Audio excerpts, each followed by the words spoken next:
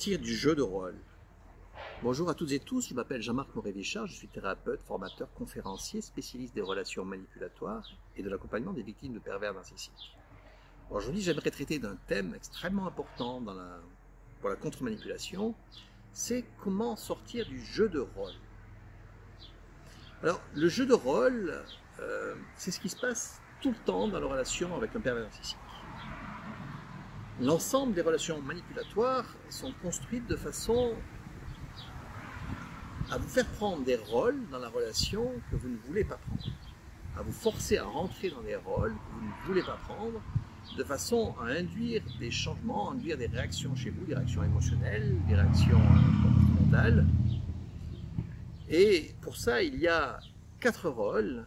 Alors, pour les gens qui sont intéressés déjà un peu à ça, vous avez dû vous intéresser et découvrir ce qu'on appelle le triangle dramatique ou le triangle de Karpman. Eh bien, mes recherches m'ont conduit à trouver qu'il n'y avait pas un triangle mais un losange, car il y a 4 rôles que prend le manipulateur et qu'il cherche à vous faire prendre tour à tour.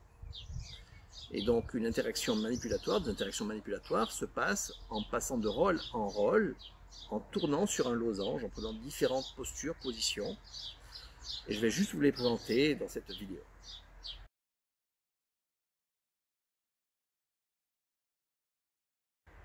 Le premier rôle qu'on prend en général, et qui est le plus utilisé dans les rapports et dans les relations manipulatoires, c'est ce qu'on appelle la posture de victime.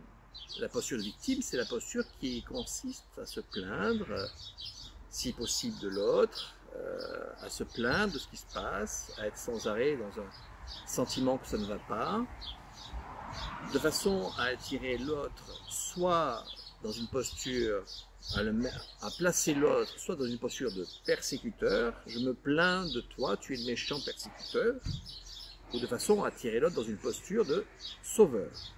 S'il te plaît, au secours, viens m'aider, je n'en peux plus, je n'arrive pas à m'en sortir moi-même, viens m'aider.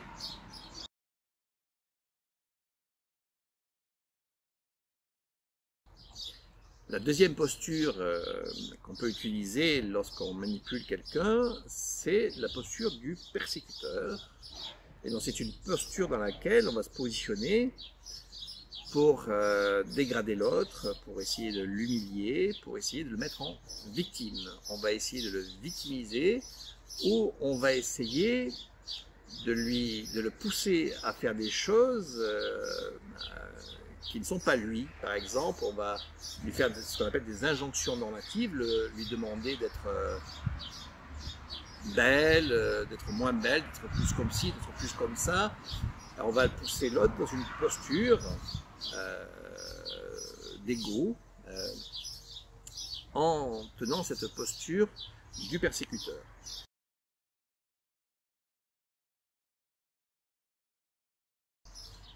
La troisième posture que l'on peut prendre est la posture de sauveur.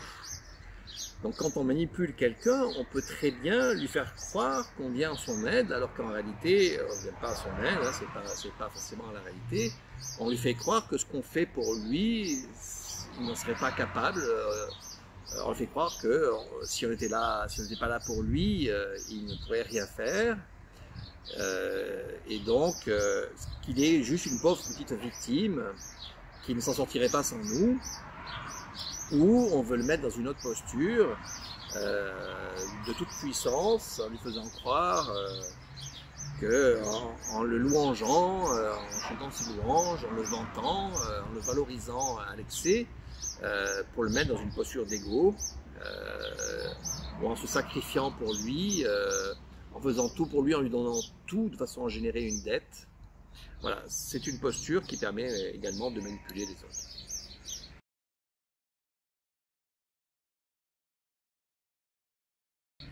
Et la quatrième posture, est ce que j'appelle la quatrième posture de manipulation, est ce que j'appelle la posture du roi ou de la reine, hein, si c'est une femme qui la prend.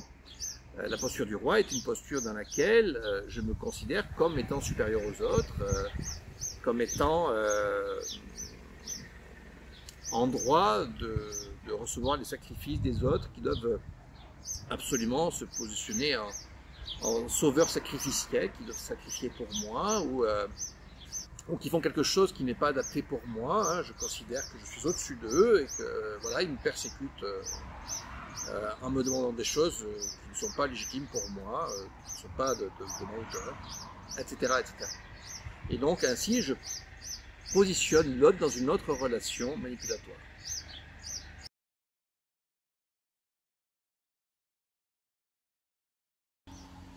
Donc vous voyez qu'il y a là 4 postures manipulatoires par lesquelles peut passer le manipulateur, qui peut choisir hein, pour se positionner et pour vous amener vous dans les postures qu'il souhaite vous voir prendre.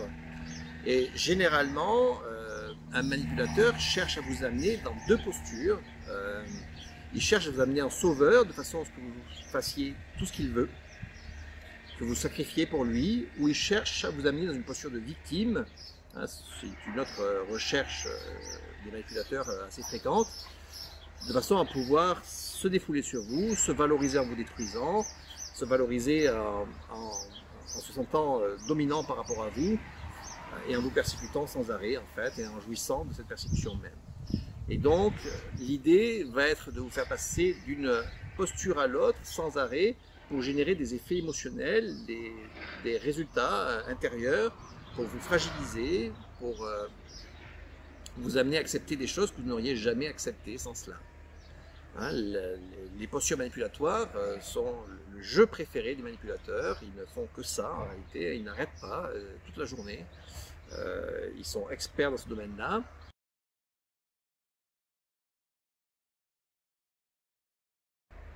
Et pour compliquer les choses, malheureusement, il existe 2 types de rôles manipulatoires. Il y a ce qu'on appelle le rôle social et il y a ce qu'on appelle le rôle caché.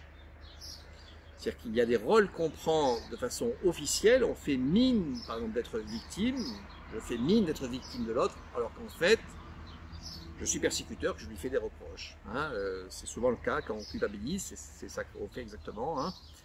Je fais mine d'être la victime de l'autre que je mets en persécuteur, alors qu'en réalité, je le persécute, il est ma victime. Hein, je lui fais un reproche en le persécutant, tout simplement. Hein, c'est à cause de toi, je souffre terriblement à cause de ce que tu as dit, même si c'est faux. Hein, donc, ce sont des postures qui prennent volontairement pour générer, par exemple, de la culpabilisation, pour générer des émotions, pour générer des fragilités chez vous. Voilà, alors j'espère que cette vidéo vous aura éclairé, qu'elle vous aura appris beaucoup de choses. Et si c'est le cas, je vous propose de la liker pour en faire profiter d'autres, et puis d'autres personnes. Et puis si vous voulez avoir d'autres vidéos de ma part sur le sujet, vous pouvez tout simplement vous abonner à ma chaîne YouTube. Voilà, en tout cas, bon courage, et puis à bientôt. Au revoir.